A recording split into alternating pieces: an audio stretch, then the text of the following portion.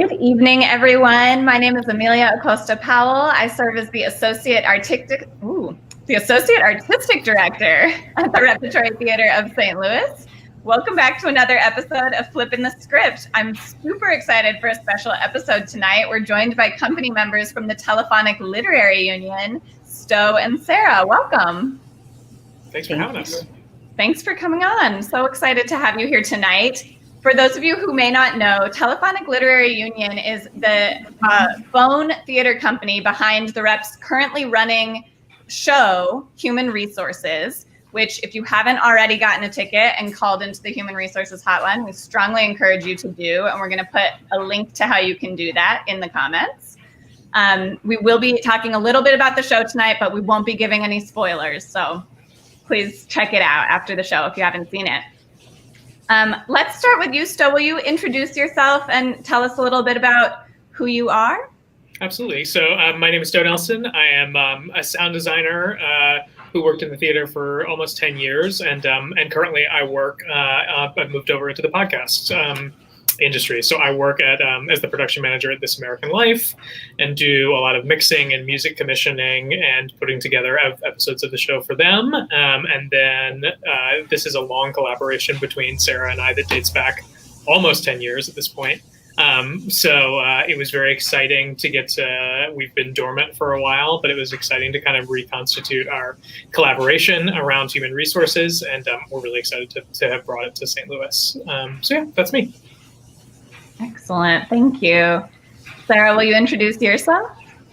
Sure. Yeah. Hi. My name is Sarah Lunny, and I'm a dramaturg. And I met Stowe at Actors Theater of Louisville about a decade ago. I used to work in the literary office there as the literary manager. And I spent about a decade working in new play development offices at theaters. So first there and then at Playwrights Horizons here in New York. And then a few years ago, I went freelance. So I'm a freelance dramaturg. I work mostly on new plays with living writers. And as Stowe said, this collaboration has been a really fun way to explore some new storytelling potential in a different form. Excellent. And can you tell us about TLU? When did the company begin, and what is the mission or the work that you all do? You know, it started, Stowe was doing a sound internship at Actors Theater of Louisville, and I was doing a fellowship in the lit office, and we were interested in each other's work, and we were becoming friends. And I think that the collaboration arose partly out of a curiosity of what it might look like if the two of us were to team up and be generative projects or be generative artists on a project, because we were often finding ourselves working together as interpreters and sort of facilitative artists, shaping something that was sort of further along in its gestation. And so the idea of making something that was sound-based was sort of a natural evolution of our particular disciplines. You know, and then the phone of it, I mean, I would be curious still what you remember about your particular curiosities at the time. I think that part of it was that we were excited about the idea of the intensity of relationship between the experience and the listener. I think we were also, you know, I remember you bringing, Sarah brought to me in one of our first brainstorming sessions this idea that was, I don't even remember where, Pittsburgh maybe, that in a certain neighborhood, they had posted signs, like there was an art project happening, and you would go to a certain corner and you would call a phone number and you would listen to a story that immediately related to the corner you were standing on. And like that as an idea of a delivery method to be able to make a sound only experience that's actually enriched by the fact that it's on the telephone, because you can go to a place, you can be by yourself, but you can also be surrounded by people in a way that feels kind of exciting and additive to the experience, instead of what I think happens so often is it feels like audio is just one little part of a bigger thing.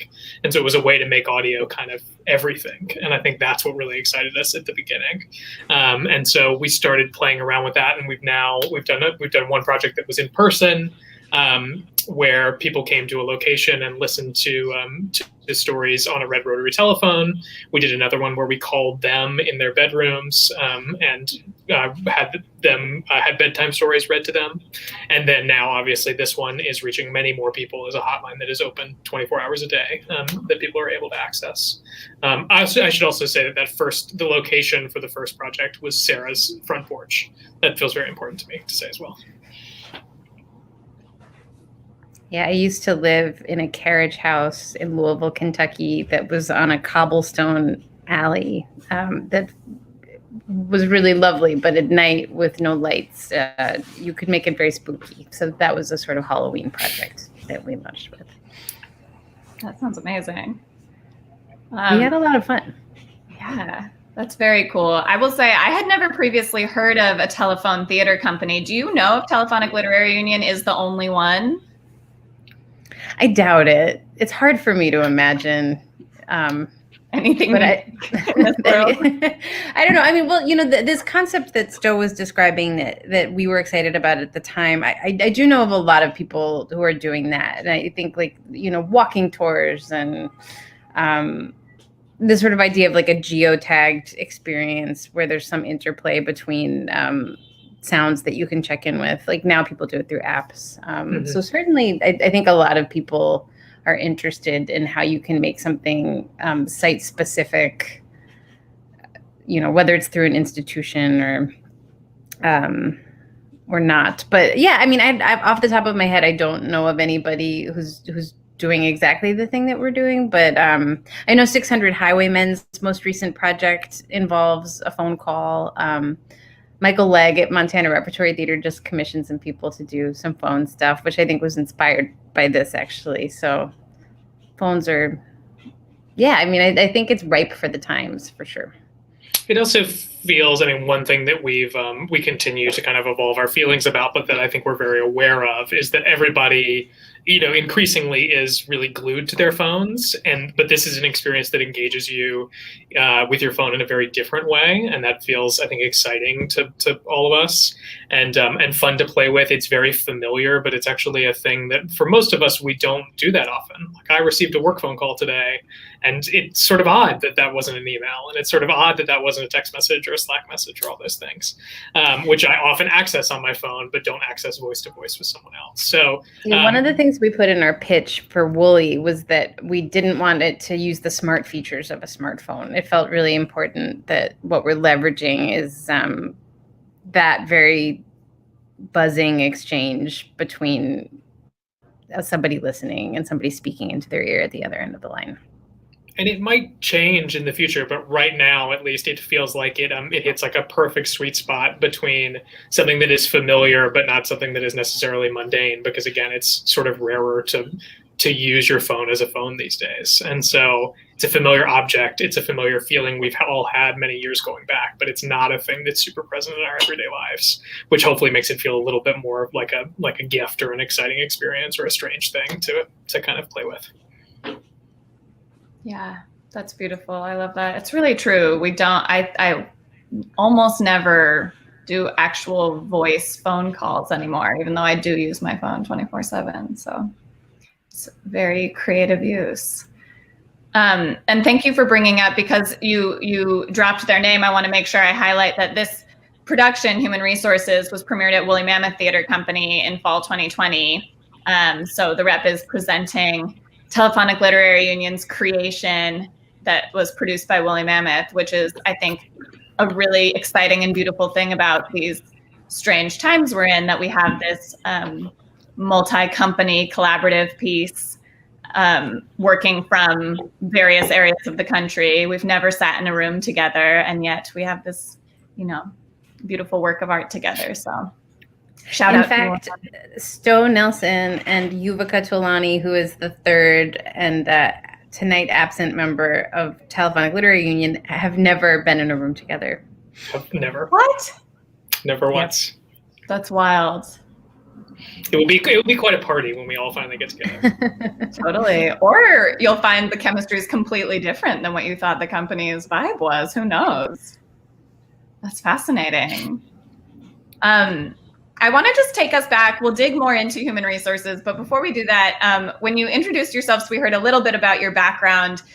Because we are a theater and this show is a theater show, and I think a lot of our viewers are either in the theater or studying theater, I'd love to just hear how each of your origin story as theater artists. Were you child actors? How did you become interested in the field?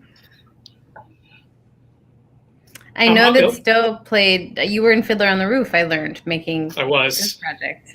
That's true. Yes, I was a ninth grade Taylor model Comsoil with a stippled on beard, with makeup. Yeah, I mean, I was always around the theater as a kid. I always really liked doing it, and kind of thought when I went off to college that it would be a thing that would just kind of fall away. And my mom always really likes me to tell this part of things, which is at the opening activity fair when my first week of college, she forced me to go over and talk to the theater table, the theater student activity group. And they were just a really welcoming bunch of people, the first group of people who I met at school who were like, okay, great. So we're having an event tonight and you'll be there and you'll get to hang out and we'll be very excited to have you. And it was just this wonderful sort of welcoming community. And obviously I had an affinity for it, but I wasn't going to school I don't have a theater degree. I didn't go to school to get a theater degree. But I just happened into a group of really lovely people who were a little bit pushy and who wanted to have me around, which was great. So I spent 4 years at Wake Forest doing theater and got a theater minor. And then when it was time to go out into the world, I was looking at potentially high school teaching positions, and the opportunities in the theater sort of came up as I was trying to figure out what I wanted to do. And I ended up with an internship at Actors Theater of Louisville. And that was sort of my launch into the professional world. And for me, I really think of that as almost my grad school experience. I came out of Wake with an English degree, so good sort of dramaturgical instincts and a good understanding of how to tell a story, or at least the beginnings of that, the seeds of that. And I had done a lot of work in the theater department, so I knew how to build sets and I knew what acting was. And so I had a good sense of the industry as a whole. But I didn't have a lot of technical polish. And so Actors Theater of Louisville was where I think I learned both the craft of audio engineering, but also the craft of sound design, how to take those kind of raw skills and turn them into skills that you can make a career out of. So I was an intern for 1 year, and then I was on staff for 2 more years before bridging my way to New York and working as an engineer, and then as an assistant, and then as a designer. Kind of all of those things overlapped with each other, but increasingly it was moving away from engineering work into out of assisting into more design work. So that's me. A lot of that feels really familiar. I also was a baby actor and acted in plays in my schools growing up, and I danced, and I loved it. And I never thought that it would be something I would pursue. And I went to Boston College also to study English. I was a creative writing concentrator within my English major, but I didn't identify as a playwright. I never have. The generative part of my imagination has just never sort of expressed itself in that way. But I was writing fiction and poetry, and a lot of my English classes were writing workshops. And I really loved reading and thinking about the work of my peers and talking to them about what they were working on in workshop. And it didn't feel like it had anything to do with the theater, which I also, like Stowe, sort of thought I would leave it behind and then kind of couldn't stay away. I felt very attracted to that community and to the collaborative nature of the work. In college, I stage managed primarily. I think I acted in one play. It was a small department at BC, and really with a liberal arts sensibility that didn't ask you to specialize, which was great. And I think because I didn't imagine that I was going to be pursuing a career, I felt really no responsibility to sort of think about it in those terms.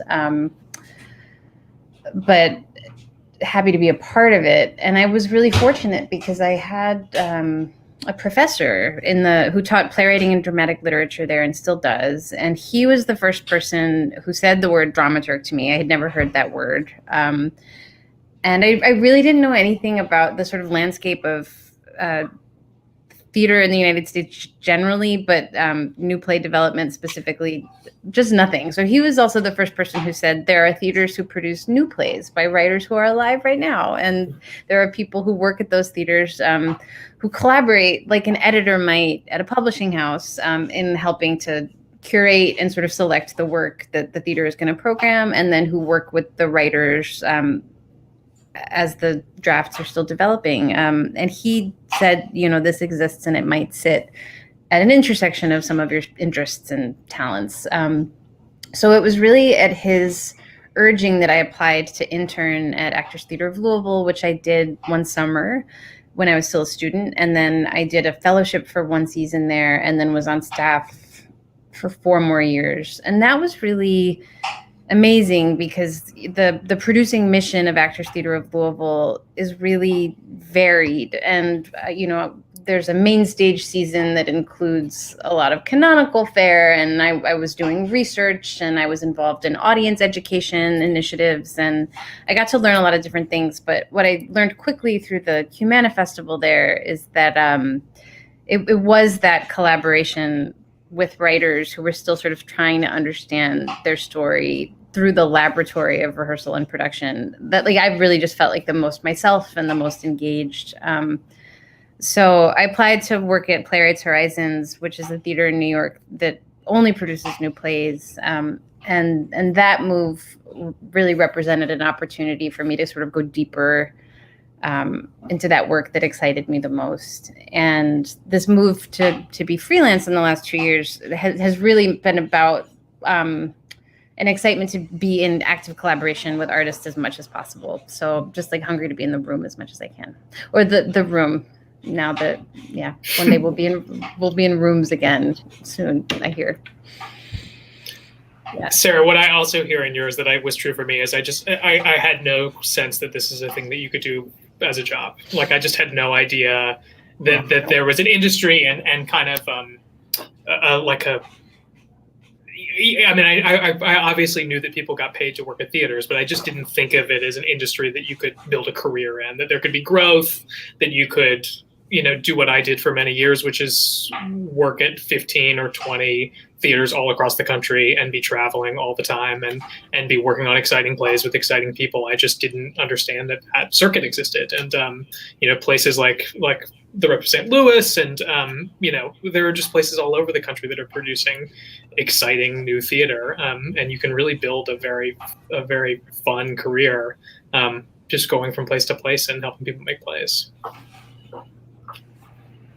I love that. I identify with that as well. I never seriously thought of a career in theater either. And I don't think any of our previous guests have said that they, I think everyone's story begins with I enjoyed it. It was fun. I thought I'd let go of it after high school. Then I thought I'd let go of it after college, and it sucks you back in. I was literally choking with laughter at the phrase. Theater was lovely people who were kind of pushy, delightful and true. Yep. And here we all still are in the theater. I am super excited to talk specifically about human resources. And I know that some of our viewers will have experienced it and some won't. So keeping that in mind, can I hear a little bit about how this particular idea came up, the idea of this tech support line or helpline that a lot of us are familiar with? A lot of us probably have less than fuzzy feelings about that experience. And not the human resources experience, but the tech support line experience. Of course. And you've turned it into this incredibly innovative telephone theater piece. How did that inception begin? The first thing was the hotline, and then I'll pass it off to you for how human resources got made. We had been riffing on the hotline for a little while because the thing we were trying to figure out is how could we scale up the Telephonic Literary Union. Those first 2 projects we talked about were done for audiences of, I believe, 18 and then 12 people. So there are these hyper small things that Sarah and I were putting together literally with our hands.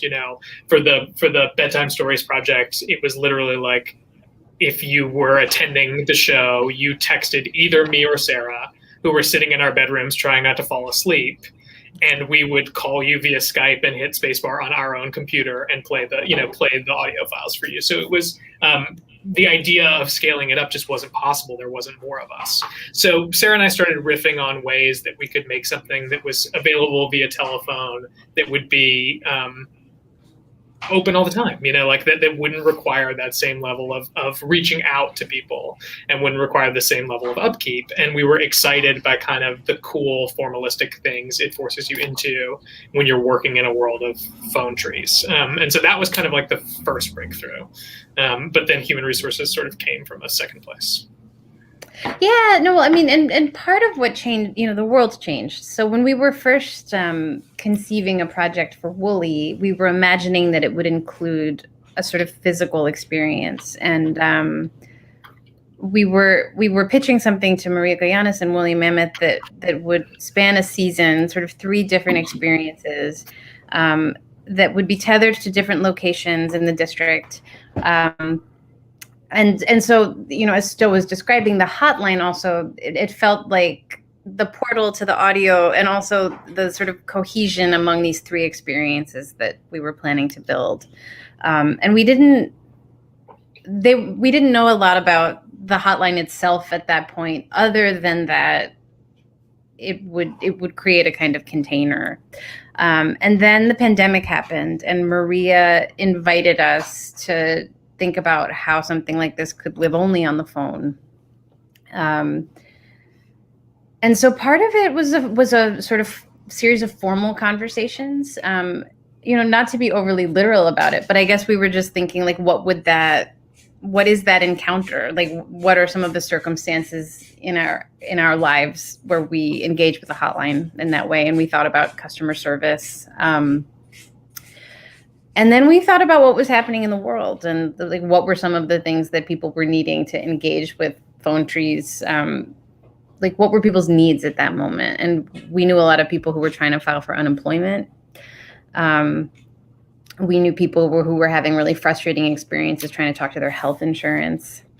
And this project was like really developed conceptually in March and April of 2020. So it was like high pandemic in New York. And we were also just thinking a lot about wanting to make a gesture that could feel caring, I think. So the idea of human resources sort of arose out of an interest to hopefully like a paradox, I guess, to try to do 2 opposite things, to invoke or to evoke all of that familiar frustration of the hotline experience, and hopefully torque it in a way that it feels funny, and that there's some pleasure in recognizing the formal conventions, but then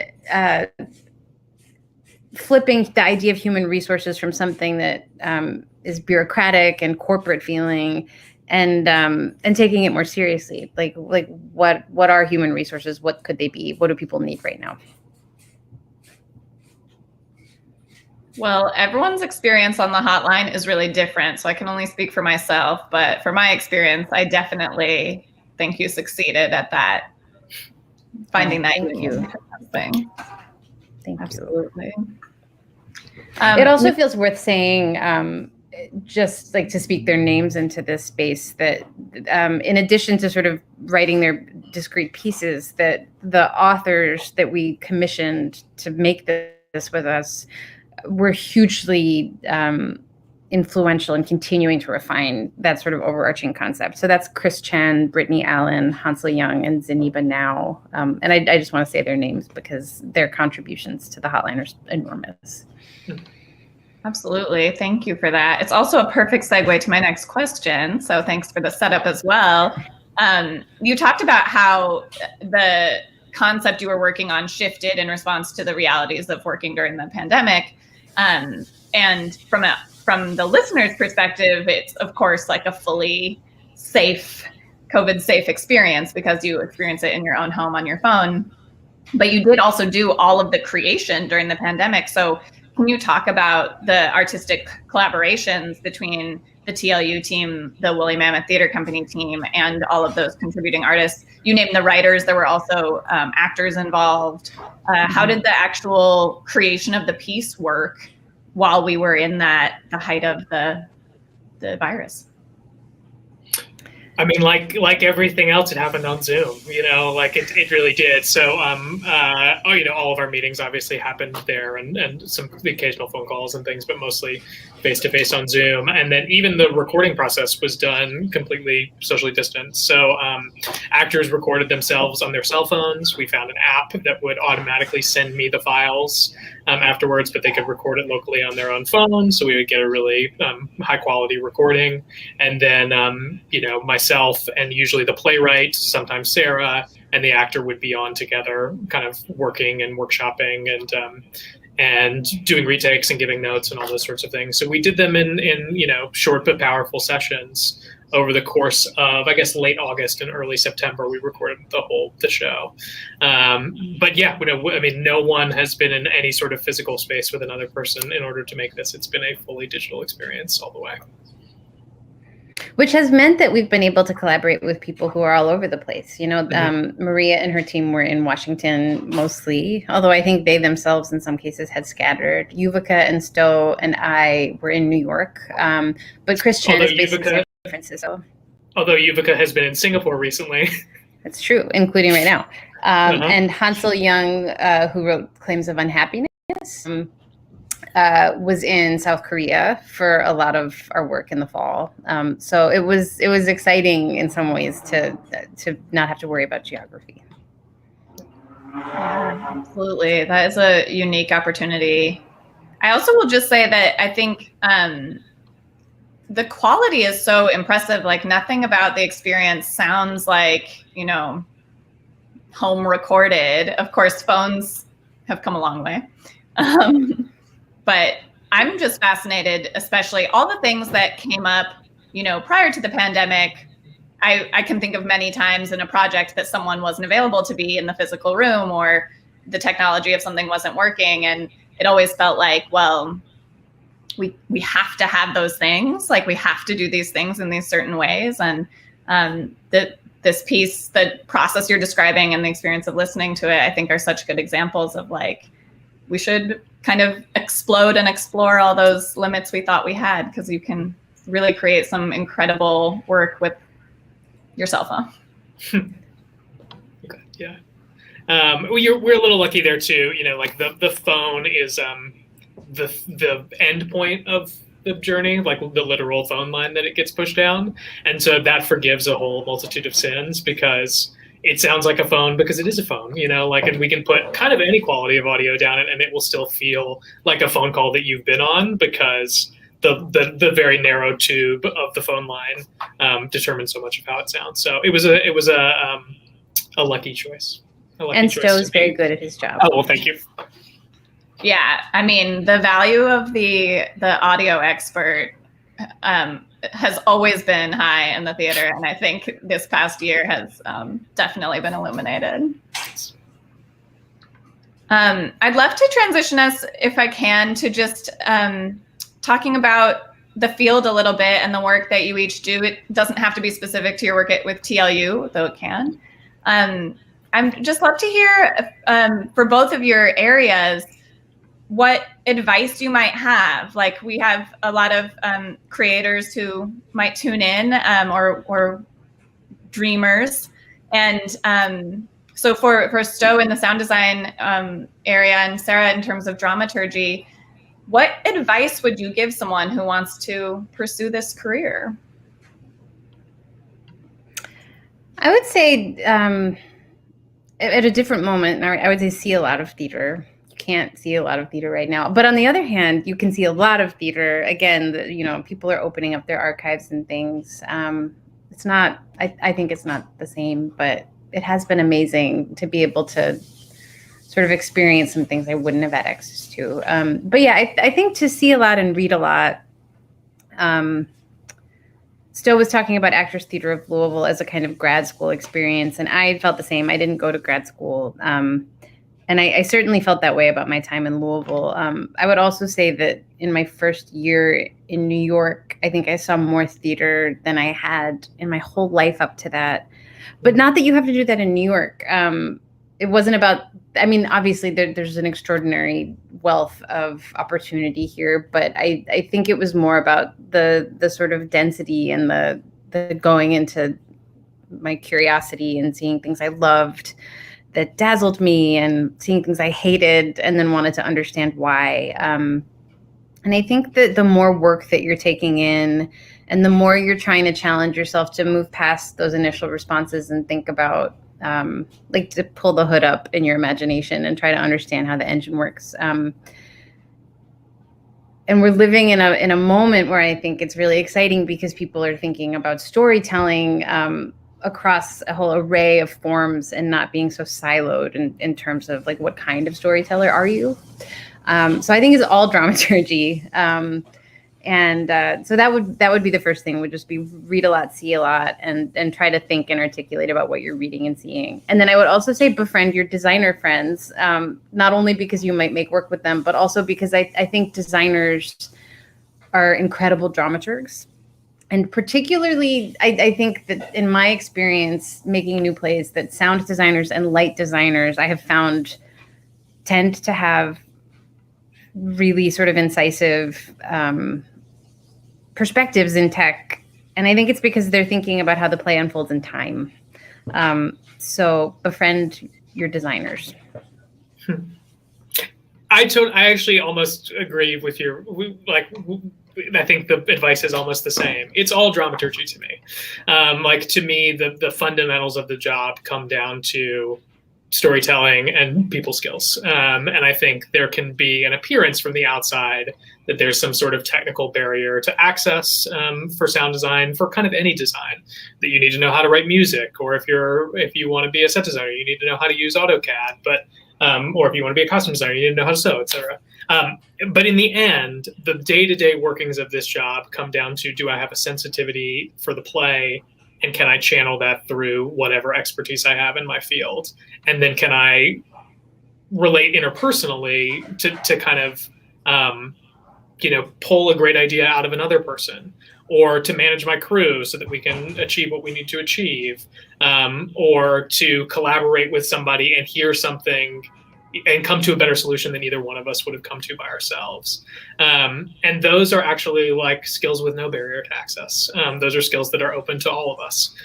So I think Sarah's recommendation, to see a lot of things, to think about why you love a play and also why you hate a play and how you might have made it differently, to make your bones thinking about how stories are made. And then, for me, I got into sound design specifically because to me, it felt like there was a low barrier to access. When I was in college and learning how to do sound design, I liked making plays. I liked making meaning out of plays, and I had an iTunes account. And I felt like, to me at that time, that entitled me to be able to make sound design. And so I think I would offer that same permission to anybody else out there, and just say that you have a lot of the skills you need just by being a person who digests theater. And yeah, you can, this is possible. Those are all very wise words. So thank you both for sharing that. And I agree with everything you said. I second all of that advice for sure. On the flip side of it, I ask each of you if you could change something about the theater field, magic world, snap your fingers and overnight something's different. One thing, what would you change? I'm going to say two if you won't Please. stop me from saying two. And neither of them are earth-shattering, or I won't be the first person to say either of these things, but I think the tickets should be way, way, way, way, way, way cheaper.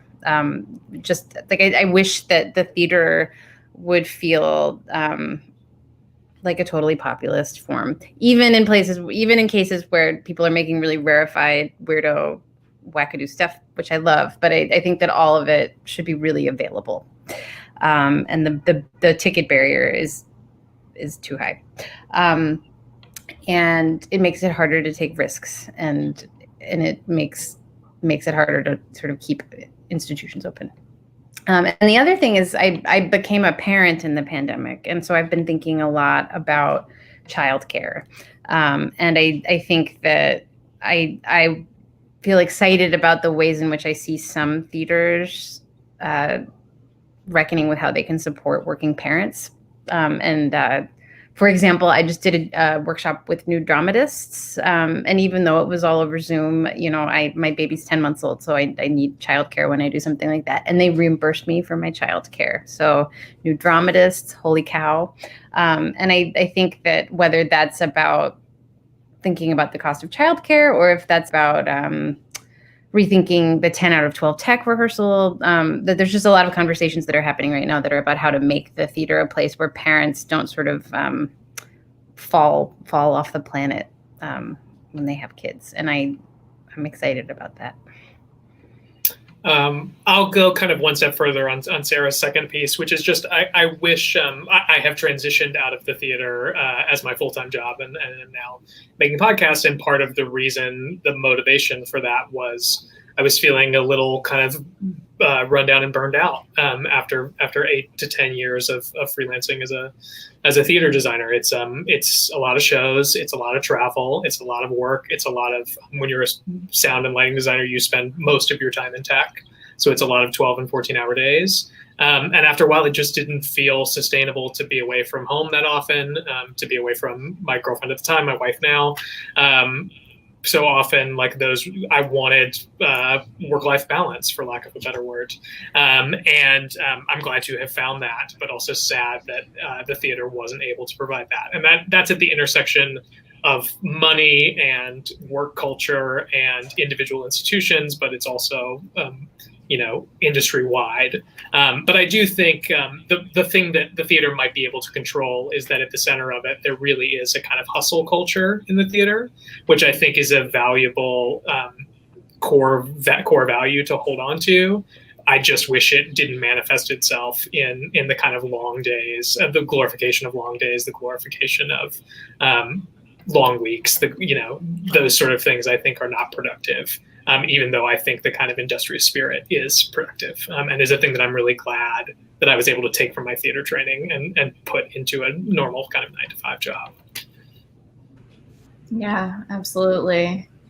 And to Sarah's first point, one of the things that's one of the things that Telephonic Literary Union put forward with this piece, right, is that it was important that it be accessible in terms of ticket price, which I totally agree with. And I will point out, it's only $7. So get your ticket for human resources. I know, yeah, even if you hate it, you haven't lost that much. It's $7, exactly. I don't know how anyone can hate it. I just feel like there's something for everyone in there. But again, just my opinion. I think that's also, and to speak just briefly to the second piece that you both talked about in terms of support for families and parents and work-life balance. I think that is another piece that we've learned so much from this time, right? We have made tremendous accommodations from our usual ways of working due to the pandemic, out of necessity, of course. And I'm eager to see how we can carry over that level of accessibility or accommodation for different types of needs when we're not in a pandemic. So I also think there's been something about, all of us trying to figure out, parents or not, just like people are caretaking for their parents, and people have animals running through the background of their Zoom shot, and people are trying to figure out how to keep paying the bills and keep it going in this cataclysmic year. And it has been really like a source of a lot of, what is this thought? I guess just to say, I know I have felt, and I have watched my friends and colleagues feel stress about trying to sort of manage the feeling of chaos in the periphery on Zoom, and then like sometimes be able to do that and sometimes not.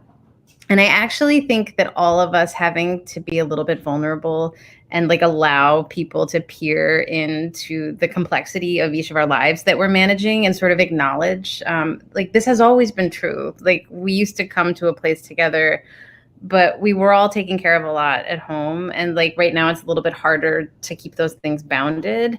And if that can create an occasion where we can actually reckon a little bit more structurally to think about how could these systems serve all of us better. I hope that can be an opportunity that comes out of the year that we've all just survived together. Absolutely. I think even to build off that, it sparks for me one thing that I think about a lot when I think back to my freelancing career. A lot of it also is about especially being a freelance artist, is having the kind of the backbone, but also the perspective to ask for the things that you need. In a previous girlfriend of mine was flying back from Australia, had injured her shoulder, and I was in tech, and she was like, "You need to be at the airport to pick me up when I get there." And I was like, "I'm sorry, I'm in tech, I can't be there." And she was like, if you're not there, I will break up with you, essentially. And I had this real moral crisis as a person who, relied on jobs and wanted everybody to think I was the hardest worker and wanted to think that I was super devoted to this project. And she gave me that ultimatum, and I went to the production manager and said, "Here's the situation." And with the greatest compassion and kindness, he was like, "Of course, what are you doing here? Like, why would you stay? We can do tomorrow without you. Go and do it." And that's my own instilled hustle culture. That's a little bit of the insecurity of being a freelancer. But I think, like, to build off Sarah's thing, like, my hope would be that we come out of this with a greater understanding of the compassion that was also already there, like with greater compassion, but also with an understanding of the compassion and leeway that was already built into our systems, and avail ourselves of it more fully, because like those things are possible. It is possible to have a tech without your sound designer, and it is totally okay that sound designer has a partner who needs them. Like all those things were never forbidden. It just didn't always seem possible. Totally. And I feel like that's a thing that was true that I have just witnessed again and again this year, is that when you ask for what you need, you are making it more possible for other people to do the same. Definitely. Yeah, absolutely.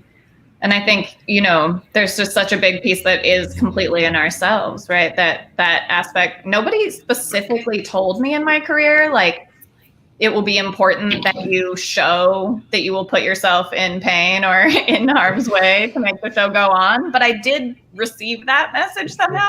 And then I continued reinforcing it in myself. And I think... And in those that worked for you, like you passed it down the chain. Oh, absolutely. Yeah, because we tell like the glorified story, right? Of, whatever that may be. I was in a show on the day that my child was born. I got a concussion and was bleeding from my head and still went to my tech. Like, we tell those as if that's an achievement that you've achieved instead of a poor decision that you made for your health or your family. I know. I used to joke about like theater resumes that under special skills, people really what they wanted to say was like, has no boundaries. Like, we'll give you all my time. Yeah, exactly. Yeah. But I agree. We have an opportunity to break down some of that mythology or re-examine it for ourselves and for others, for sure. Well, you knew it was coming. It's time for our lightning round. Fun facts in 60 seconds. This is our first episode of Flippin' the Script that has 2 guests. So we're going to do 2 lightning rounds. And because all of the lightning round questions are just about your opinions and personal preferences, there's really no element of cheating, of hearing the first person's first. So Sarah, I'm going to ask you to go first. Okay.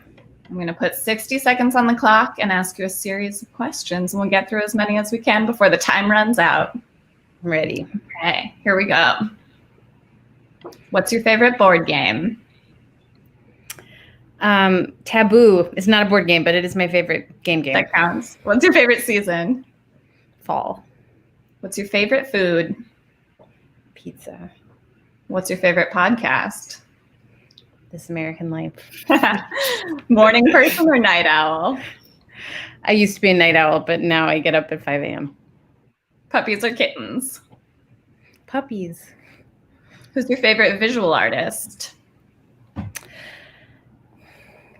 Lee Krasner. Driving or flying? Driving. Favorite genre of theater? I reject the question. Okay. What's your favorite social media platform? I'm only on Facebook. Favorite vacation spot? Well, I haven't been good at taking a lot of vacations. The beach. It's a good one. Excellent. Well done. It's nerve-wracking.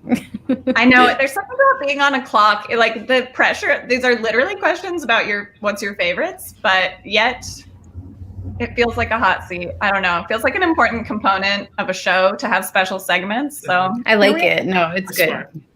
I'm excited for Stowe. And you didn't fall into the podcast trap, so that's always good. Yes, thank you. I appreciate that. Appreciate the shout out. All right, 1 minute is going on the clock for you, so.